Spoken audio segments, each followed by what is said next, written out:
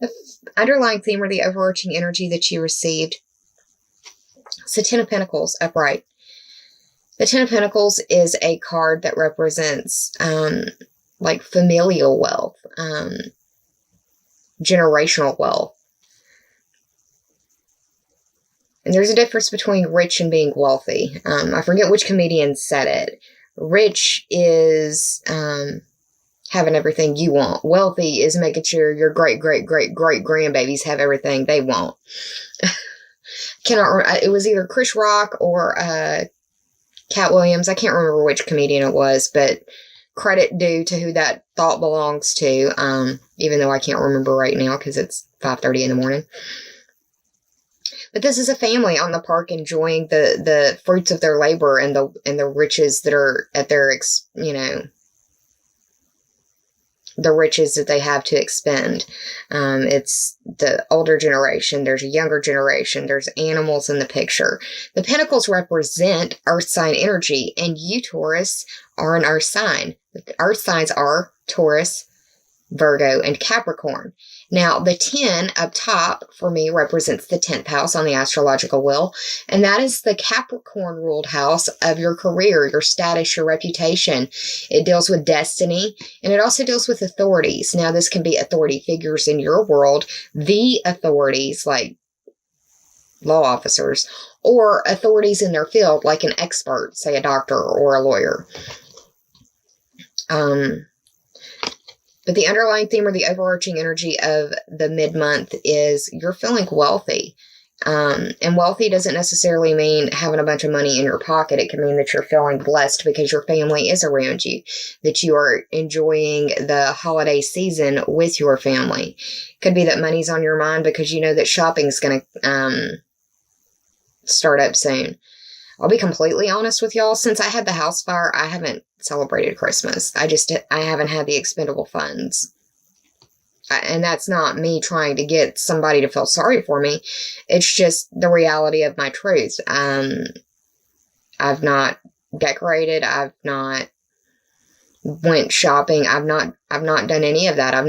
It's not that I'm not celebrating Christmas. I'm just not celebrating the commercial aspects of Christmas because I've been lacking in funds. And that's the reality of my truth. When you lose everything in a house fire, and you ain't got no renter's insurance, I'm still trying to get stuff that, people use on the daily. But yeah. Money could be a big factor for you. If it's not money, then it's resources that you would expend on another living person or another thing, like your time, your love, your devotion, those types of things. But being the 10, this is the most that you'll have. This is the most pentacles you'll have in this deck. This is your coffers are full. Let me put it like that. It may not be that you win the lottery or anything, but you're feeling as though you're okay and everything's going to be okay.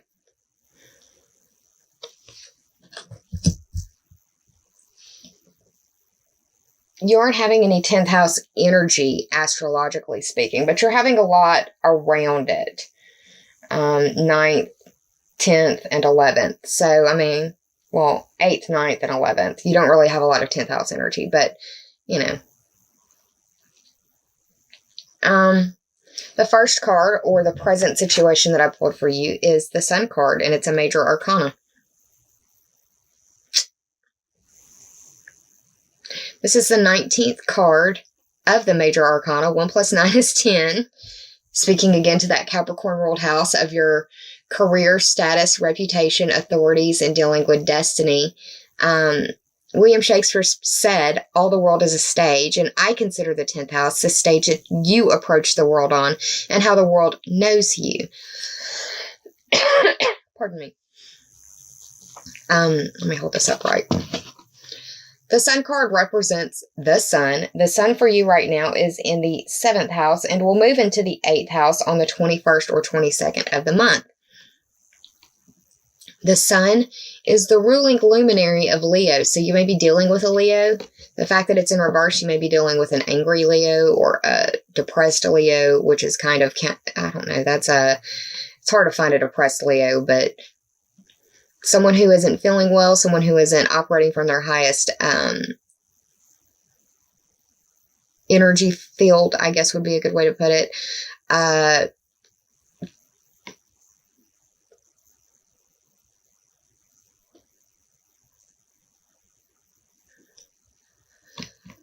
The sun represents self-expression. This may involve a fifth house situation because Leo rules the fifth house and the sun is the ruling luminary of Leo. That's the house of your pleasure, your social life, your children, creative endeavors. It's also the house of romance and dating, falling in love. The sun card upright means success and fulfillment, but the fact that it's in reverse could feel like you don't feel fulfilled in some way. You or this sun energy person, Leo, with the sun being in Scorpio, it may be a Scorpio. Just really depends, Taurus. It could be that you're feeling tired as well because of this full moon that's about to come up. Whenever I see the sun in reverse, I think low, like physical energy as well.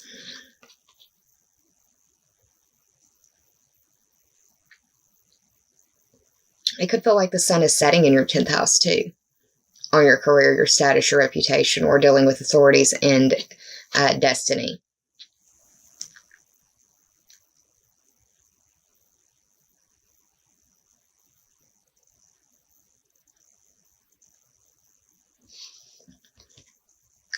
You could feel like the rug has been pulled from underneath of you as well. With this supermoon that's coming up on underneath of you, just because this full moon is at 22 degrees. That's a very powerful degree. It's a supermoon. It's going to be the biggest supermoon that we've had in over 70 years. So it's going to be powerful. It's going to be powerful. And it hurts my heart that sun is in the reverse. I've got a Taurus moon. The second card that I pulled for you that represents the past is the Seven of Wands in reverse. And I like that this is in reverse because I feel like these wands are just kind of evaporating or falling away or it not being a big deal. The past, for what this says for me, and this is just for me because I have a Taurus moon, is in the upright, this is defending your ground. And for me, this is very much a debate card. And I did a lot of debate. The fact that it's in reverse is like, I'm not doing debate right now. I haven't been doing debate. I haven't debated since April. And that was when I went to nationals. That's just me personally. But yeah, this is defending your card, defending your stance, or defending your card, defending your ground, defending your stance, defending your ideas. The fact that it's in the past means that this is something that if it hasn't happened yet, it's going to soon be happening and will be a part of the past by the end of the month. The 7 represents for me the Libra ruled house of your partnerships, how you identify with others, how you learn about yourself through those partnerships. It's counseling and it's dealing with open enemies. The wands represent fire sign energy, and the fire signs are Aries, Leo, and Sagittarius. I feel like you're dealing with a Leo because the sun card came up in the present situation. So we've got the sun in reverse. We've got the 7 of Wands in reverse. I really feel like this is strong Leo energy that's being spoken of right now. The third card that you have, which is the obstacle, and this is in the upright, this is the 6 of Pentacles. I think of Libra whenever I see this card because of the scales. And that's their, like the Scorpio has the scorpion and the Aries has the ram. The Libra has the scales. I think of this as a charity card. I think of this as a benevolence card. This is sharing with others because you know that all it takes is just a twist of fate for you to be down here begging. And right now you are in the, or the Leo or the fire sign in the situation is giving. And you may be on the receiving end. The Pentacles represent earth sign energy, and that is Taurus, Capricorn, and Virgo. This could be involving you, or this could be involving money. The Pentacles also represent money and resources. Resources are anything that you would spend on another living person or another thing. Your time, your money, your energy, your love, devotion, affection, those types of things. I feel like this is a fire sign because of all of the red involved in it. The 6th house speaks to the Virgo ruled house of work and health, or the competency and skills that you bring to the services that you provide. It also speaks to your day-to-day to-do list, the daily minutia, the daily tasks, what you do on the daily. So the obstacle is trying to find balance in some way with your money, resources, and what you do on the day-to-day basis is how I'm reading it. The 4th card, which is the help for you, is the Queen of Cups upright. The Queen of Cups upright is a feminine water sign energy, and that is representative of Cancer, Scorpio, and Pisces. This individual is very intuitive. She knows what's going on. She sees through the veil. She sees past the veil. She understands what's in the cup without even having to open it up. She's very intuitive. She's empathic. She's compassionate. She can be very emotional, though. She can get lost in her emotions. The fact that she's in the upright, she's probably helping you through this time.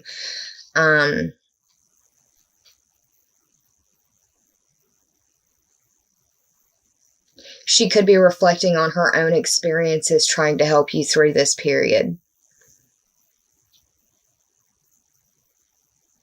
But she sees the bigger cycles of life. She sees the coincidences as more than a coincidence. She notices the synchronicity. She may not know how to act on it, but she's gifted in some way. She may not know it, but she has talents or gifts, especially in the spiritual realm, possibly even healing, where she might not know her strength, but she's helping you out. She's definitely crowning the reading as a serious help for you in the situation. The Queen of Cups, once again, feminine energy, Cancer, Scorpio, Pisces. The final card, which could be the possible outcome for you, is the High Priestess in reverse. This is another major arcana card. You receive 2 major arcana cards out of the 6 that were pulled for you. So it could feel like you don't have a whole lot of say in what's going on. You're more reacting than being proactive. The High Priestess is the 2nd card in the major arcana, which represents the Taurus ruled house of your money, your possessions, your earning ability, and your self-esteem. It's the house of your values. Anything you could point to and say, that's mine, it would probably qualify or classify as a 2nd house item. The High Priestess as a card represents the moon, and we're having the full moon in the 2nd house. We've got the sun and the moon representative card right next to one another in reverse.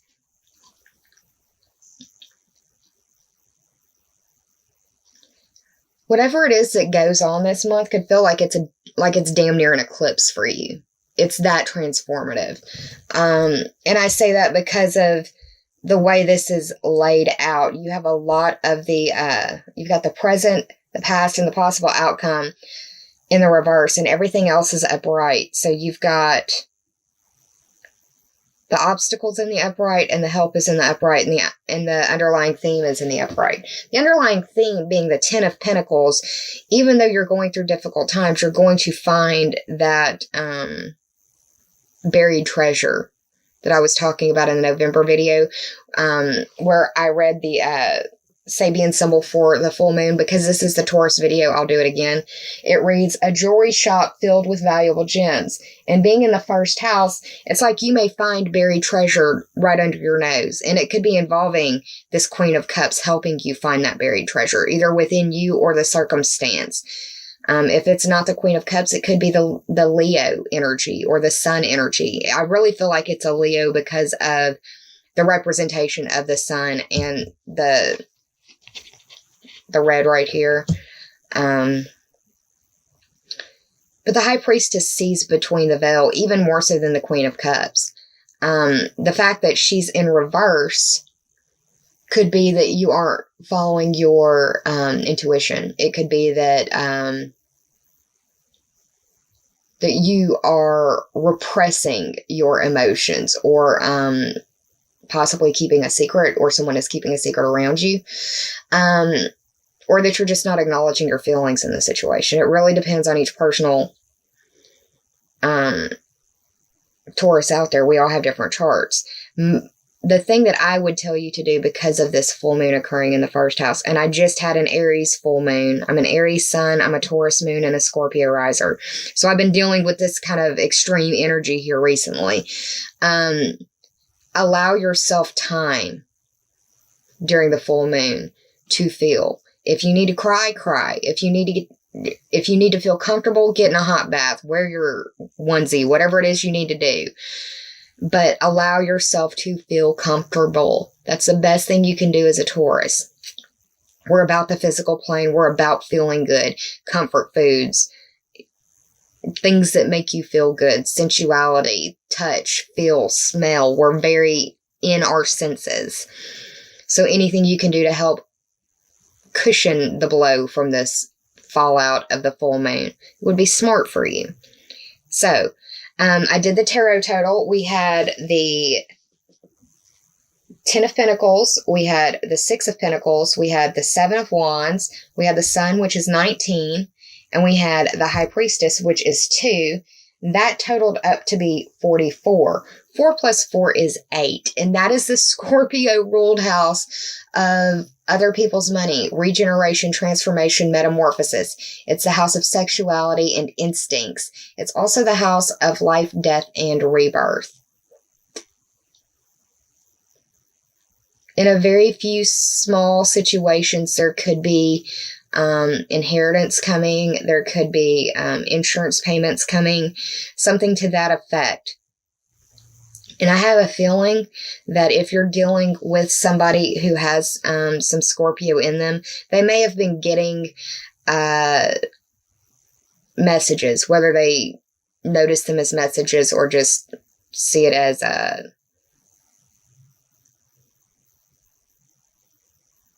what's the word I'm looking for? A bright idea or something like that. The Scorpio, I know I've been getting a lot of messages recently.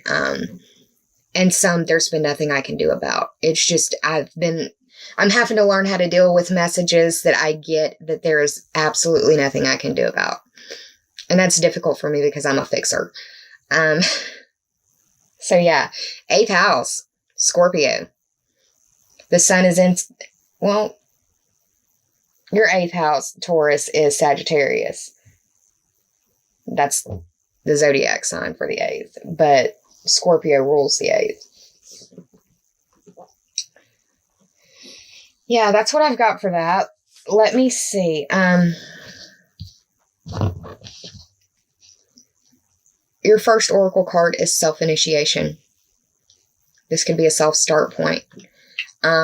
This is the 12th card of the 70 card deck of the Journey of Love deck from Elena Fairchild. The 12th house for me is the house, when I see the 12, I think of the 12th house. And that is the house of your limitations, your secret enemies, your secrets that you keep from yourself. It's the secrets in your dreams. It's repression. It's karma. It's self-undoing. This really does feel like it's a rebirth situation for you or someone else close to you.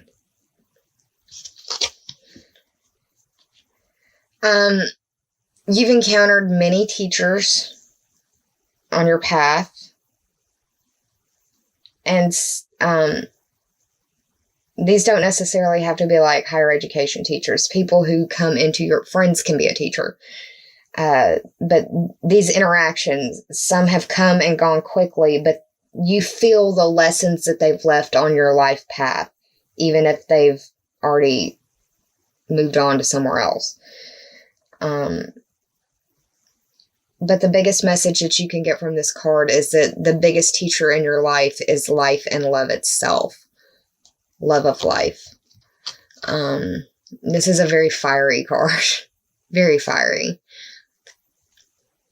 This is actually the artwork is the face or the back card for this deck.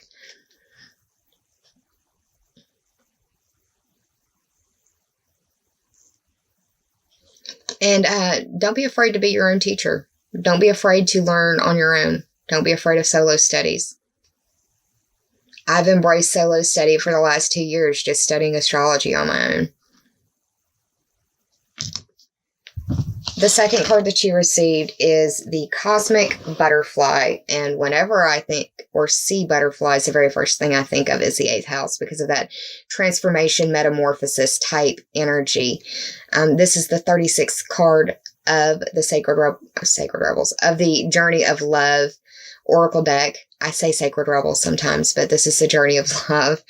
3 plus 6 is 9. That speaks to the Sagittarius ruled house of long distance trips, adventure, higher education, philosophy, religion, the study of those things. Also foreign people, foreign places, and foreign things. This is a rebirth card. If it feels like life is, or if it feels like your life is falling apart, understand that it's to build you up stronger than ever before.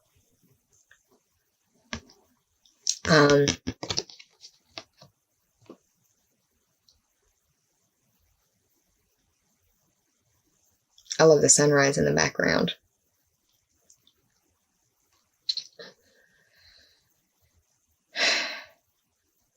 Surrender your need for certainty to being open. There is, for some of you, the blessing of a possibility of a lifetime coming to you. It could feel very destined.